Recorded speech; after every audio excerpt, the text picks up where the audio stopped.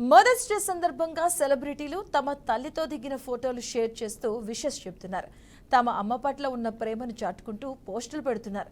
తాజాగా మెగాస్టార్ చిరంజీవి ఆయన తల్లి అంజనాదేవికి మదర్స్ డే శుభాకాంక్షలు తెలియజేశారు. జన్మనిచ్చి పెంచి పోషించిన అమ్మకు ఈ ఒకరోజేంటి, ప్రతిరోజు అమ్మదే, ఈ జీవితమే అమ్మది అంటూ తల్లి సతీమణి సురేఖతో కలిసి దిగిన ఫోటోను యాడ్ చేసి ట్వీట్ చేశారు.